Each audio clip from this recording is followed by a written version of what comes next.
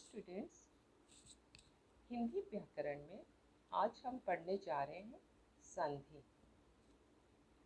अच्छा, संधि का अर्थ क्या है ना? संधि का अर्थ होता है जोड़ या मेल। जो जब दो शब्द आपस में मिलते हैं तब पहला शब्द के अंतिम वर्ण और दूसरे शब्द के पहले वर्ण, ध्यान दीजिए, पहले शब्द के अंतिम वर्ण और दूसरे शब्द के पहले वर्ण के मेल से जो विकार अर्थ होता है परिवर्तन होता है, वह संधि कहलाते हैं। तो संधि का अर्थ मैंने बताया जोड़ या मेल। तो देखिए यहाँ पर कुछ उदाहरण दिए गए हैं, चित्र के माध्यम से देखिए। जी, पुस्तकालय, तो उसको संधि किया गया। देखिए संधि विच्छेद, पुस्तक जोड़ आलय या पुस्तक प्लस आलय। यहाँ पर क के स्वर है, अ स्वर आया क से, यहाँ पर प्लस आ के स्वर है, तो ये जो अ के साथ आ की जोड़ हुआ तो परिवर्तन हो गया आ में, स्वर में। यहाँ पर मात्रा के हिसाब से परिवर्तन हुआ। पुस्तक, देखिए पहले था पुस्तक, इसमें जो आ की परिवर्तन है तो मात्रा के हिसाब से हम परिवर्तन किए। फिर ल या पुस्तकालय।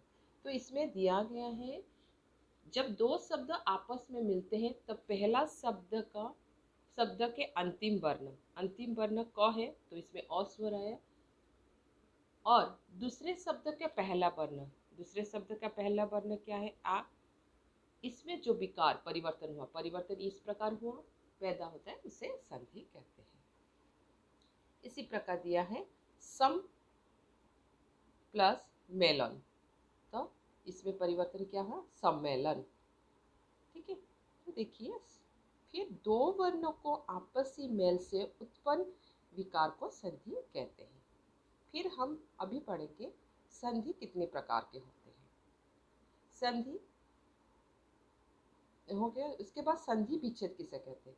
संधि युक्त शब्दों को अलग करना संधि विच्छेद कहलाता है। जिस प्रकार मैंने अभी बताया पुस्तकालय को हम विच्छेद किए, पुस्तक जोड़ आलय, पुस्तक प्लस आलय, तो ये शब्दों को संधि विच्छेद किए, अलग किए। फिर संधि कितने प्रकार के होते हैं? संधि 3 भेद होते हैं। ठीक है, स्वर संधि, व्यंजन संधि और विसर्ग संधि। ठीक है, स्वर संधि किसे कहते हैं? किसी स्वर के साथ दूसरे स्वर के मेल होने से जो विकार परिवर्तन पैदा होता है उसे स्वर संधि कहते हैं। किसी स्वर के साथ दूसरे स्वर का मेल होते हैं, जो परिवर्तन होता है उसे स्वर संधि कहते हैं। स्वर संधि कितने होते हैं ना? 5 प्रकार की होती है। क्या क्या है? दीर्घ संधि, गुण संधि, वृत्त संधि, यण संधि, अयाद संधि। फिर अभी दीर्घ संधि किसे कहते हैं इसके बारे में पढ़ते हैं। जब हर्ष स्वर हम लोग पढ़े थे, जी हर्षों में 4 जो स्वर पढ़े थे, इसमें से 3 जो स्वर लिया है अ, ई, उ के बाद क्रमशः हर्ष या दीर्घ स्वर का अ, ई, उ आए तो दोनों के स्थान पर एक ही दीर्घ स्वर के इस मेल को दीर्घ संधि कहते हैं। इसका अर्थ क्या है? जब हर्ष स्वर में हर्ष का अ, ई, उ के बाद क्रमश अ, ई, उ आए, दोनों ये जो आए क्रमश आए तो दोनों के स्थान पर एक दीर्घ स्वर हो जाता है। किस प्रकार? यदि अ के साथ अ के जोड़ोगे, ये अ की स्वर है, यहाँ पर अ की स्वर के साथ जोड़ोगे तो दीर्घ स्वर में परिवर्तन हो जाएगा, जैसे आ, जैसे अ जोड़ अ उत्तर आ, इस प्रकार। ठीक है, तो इसे दीर्घ संधि कहते हैं। जैसे और एक बता रही हूँ, अ के साथ अ स्वर हर्ष स्वर है, सॉरी आपको साथ अ के साथ यदि आप हर्षों स्वर में अ के साथ यदि दीर्घ स्वर का आ भी जोड़ोगे तो इसमें परिवर्तन होके आ में परिवर्तन होता है। ठीक है, तो देखिए यहाँ पर देखिए अ स्वर के साथ अपरिवर्तन हुआ तो उत्तर आया आ के साथ जोड़ा लगाए तो इसमें उत्तर में आया आ। इसी प्रकार आ के साथ आ भी जोड़ोगे तो उत्तर आए आ। तो शब्दों में देखिए वेद प्लस अंत, वेद, इसमें अ की स्वर है, इसमें अ स्वर है। ठीक है, तो ये दोनों परिवर्तन होके आ हो गया। ये अ प्लस अ की स्वर जोड़ने के बाद परिवर्तन होके इसमें आ में परिवर्तन हुआ। किस प्रकार देखिए मैं बताती हूँ। वेद प्लस अंत, ठीक है, इसमें से अ स्वर, इसमें से अ स्वर, उत्तर आ। तो ये जो लिखे वे दा आ के हिसाब से परिवर्तन हुआ। जैसे पहले मैंने बता चुकी हूँ जे पहले शब्द के अंतिम वर्ण और दूसरे शब्द के पहले वर्ण मैंने बताया। फिर ये लास्ट को अंक की मात्रा, तो वेदांत। इस प्रकार तो वाचन प्लस आलय वाचनालय। तो इस प्रकार अब यहाँ पर देखिए परिवर्तन आ के साथ आ जोड़ होने से भी आ होता है। विद्या जोड़ आनंद विद्यानंद। ई के साथ ई जोड़ करने से छोटी ई प्लस छोटी ई तो ये बड़ी ई, छोटी ई के साथ बड़ी ई तो बड़ी ई। इस प्रकार दीर्घ स्वर में ये परिवर्तन हो जाता है। शब्दों में देखिए मुनि में छोटी ई है और यहाँ पर छोटी ई है, दोनों को जोड़ में परिवर्तन हुआ बड़ी ई। मात्रा के हिसाब से देखिए इस प्रकार मात्रा के हिसाब से परिवर्तन हुआ मुनेन्द्र। यहाँ पर छोटी ई था, यहाँ पर बड़ी ई। ठीक है, इसी प्रकार ऊ में भी इसी प्रकार छोटी ऊ के साथ छोटा ऊ, यहाँ पर बड़ा ऊ तो परिवर्तन हो गया बड़ा ऊ। यहाँ पर शब्दों में देखिए सिंधु छोटा ऊ, यहाँ पर बड़ा ऊ तो ये हो जाएगा बड़ा ऊ। मात्रा में परिवर्तन इस प्रकार होंगे देखिए। ठीक है, अभी हम गुण संधि के बारे में पढ़ने जा रहे हैं। गुण संधि किसे, जब अ अथवा आ के बाद हर्ष या दीर्घ ई उ ऊ या री हो तो क्रम से ए हो जाता है।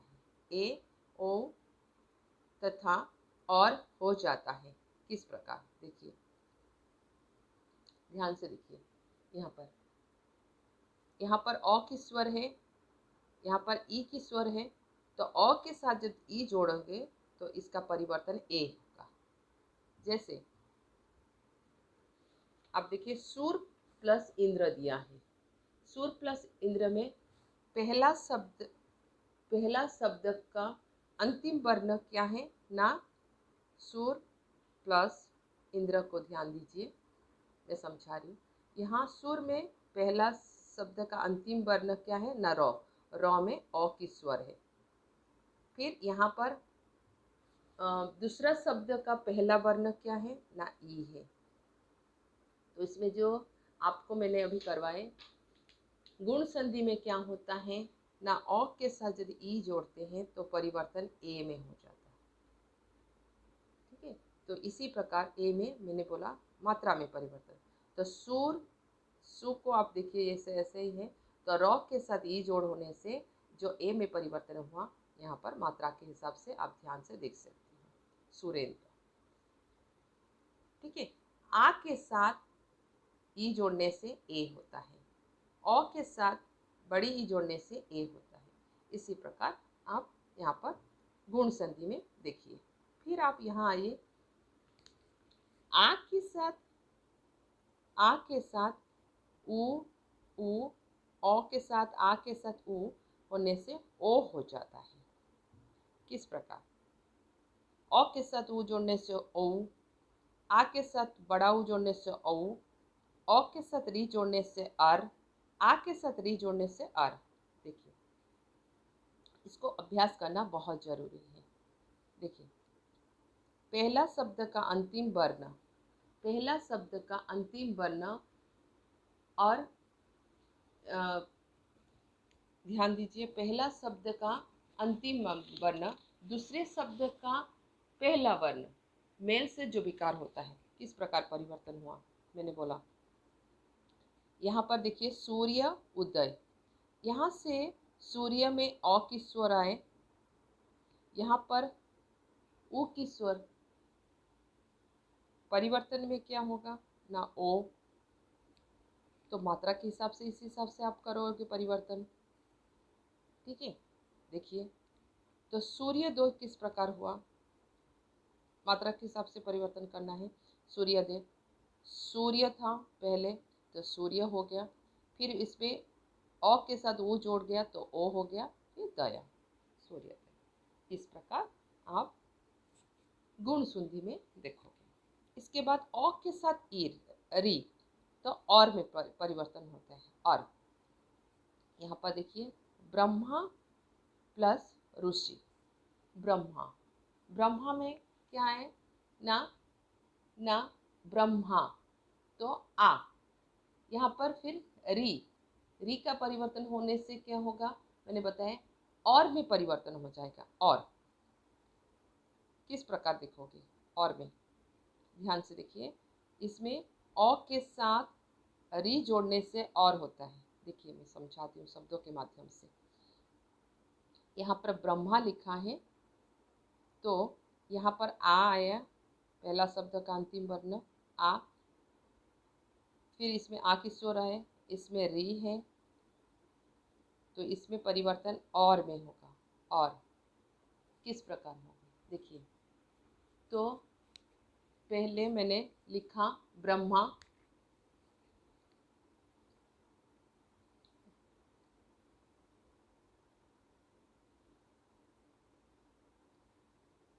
ब्रह्मा, फिर इसके बाद आपका सी,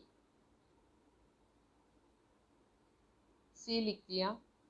फिर जो मैंने बोला यहाँ पर और लिखा है, यहाँ पर और की रेप में परिवर्तन हो जाता है। यहाँ देखिए, रेप में ये जो और जाके यहाँ पर रॉ के रूप में परिवर्तन होता है, जिसको रेप कहते हैं, रॉ के रूप में परिवर्तन हुआ।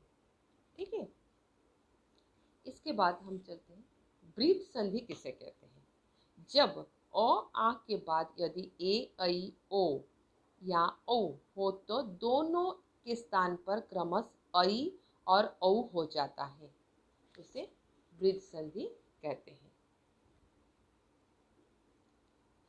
देखिए, अ के साथ ए जोड़ने से ऐ, आ के साथ ए जोड़ने से ऐ, तो किस प्रकार ऐ में परिवर्तन हो गए। यहाँ पर ऐ, यहाँ पर स्वर में लिखा है, मात्रा में आप इस प्रकार परिवर्तन करोगे। देखिए, इस शब्दों को देखिए, एक जोड़ एक, एक प्लस एक, पहला शब्द का अंतिम वर्ण क से अ की स्वर, दूसरा शब्द का अंतिम वर्ण ए, तो अ के साथ ए जोड़ने से ऐ। ऐ में आपको मैंने बताया कि इस प्रकार आप मात्रा में परिवर्तन करोगे, तो कैसे लिखोगे, ए क, फिर इस प्रकार परिवर्तन क्या हुआ ना, यहाँ पर आप परिवर्तन देख रहे हो, एक अ के साथ ए को जोड़ लिए तो ऐ हुआ, तो यहाँ हम इस प्रकार शब्दों में परिवर्तन किए। ठीक है बच्चों, तो इसी प्रकार आप ध्यान से आगे अभ्यास करते रहिए। इसके बाद आइए अ वृद्ध संधि हो गया। इसके बाद हम पढ़ने जा रहे हैं यण संधि। यहाँ पर और एक वृद्ध संधि का उदाहरण मैं दे रही हूँ। आ के साथ औ जोड़ने से औ, तो आ यहाँ पर है औ, तो आप किस प्रकार मात्रा में परिवर्तन करोगे, इस प्रकार देखिए, महा प्लस औषध, ये शब्दों को मैं संधि कर रही हूँ, महा प्लस औषध। यहाँ पर आ की स्वर है पहला शब्द में, फिर इसमें औ आए तो परिवर्तन हुआ इस प्रकार। औ में मात्रा में मैंने बताया इस प्रकार लिखोगे तो देखिए महा, यहाँ पर महुष्वद, इस प्रकार आप परिवर्तन देखोगे। हा के साथ ओ जोड़े तो यहाँ पर ह में परिवर्तन देख रहे हो। ठीक है, इसके बाद हम यण संधि पढ़ने जा रहे। यण संधि, जब हर्ष या दीर्घ ई उ री के आगे भिन्न जाति के कोई स्वर आए तो ई या बड़ी ई का य, उ का उ का व, र हो जाता है। इसे यण संधि कहते हैं। इसे यण संधि कहते हैं। तो ई उ री के आगे भिन्न जाति का कोई स्वर आए, ई या बड़ी ई का य हो जाता है। देखिए यहाँ पर देखिए ई के साथ अ जोड़ने से य, तो ये इसीलिए यण संधि। हाँ, ई के साथ आ जोड़ने से या, ई के साथ उ जोड़ने से यू, ई के साथ बड़ा उ जोड़ने से यू, ई के साथ ए जोड़ने से ये। इस प्रकार परिवर्तन आगे देखिए यण संधि में आप ध्यान से देख सकते हो। फिर मैंने अभी बताया कि उ के साथ अ जोड़ने से व, उ के साथ आ जोड़ने से वा, उ के साथ ई जोड़ने से वी, उ के साथ ए जोड़ने से वे, री के साथ आ जोड़ने से र, री के साथ अ जोड़ने से र। तो इस प्रकार आप परिवर्तन देखोगे शब्दों के माध्यम से। देखिए अभ्यास बहुत जरूरी है बच्चों, अभ्यास कीजिए। अति प्लस अंत, अति। तो अति में पहला शब्द का अंतिम वर्ण में से ई आए, फिर यहाँ पर औ। ठीक है, तो परिवर्तन देखिए तो इसमें लिखा है ई के साथ अ होने से य हो जाता है। किस प्रकार देखिए, पहले अति जोड़ अंत अ। ठीक है, ये तो को हम ऐसे करके लिखे आधा करके, तौर स्वर रहित हो गए। फिर इसके परिवर्तन जो हुआ य, इसमें अंक की मात्रा है तो लगा दीजिए, फिर तो अत्यंत। ठीक है, तो इसी प्रकार आप देखिए आगे सु प्लस अच, स्वच। किस प्रकार है? सु प्लस अच, सु में उ की स्वर है। ठीक है, और यहाँ पर एक ही सु में उ की स्वर है, फिर अ। तो उ के साथ अ जोड़ने से उत्तर होंगे आपकी व। तो किस प्रकार परिवर्तन देखोगे, देखिए श, ये हुआ परिवर्तन इस प्रकार। ये स्वर श जो स्वर रहित हो गया स्व, फिर ये को आधा च छ, स्वच्छ। ठीक है, इसके बाद आप पढ़ने जा रहे अयादि संधि। अयादि संधि किसे कहते हैं?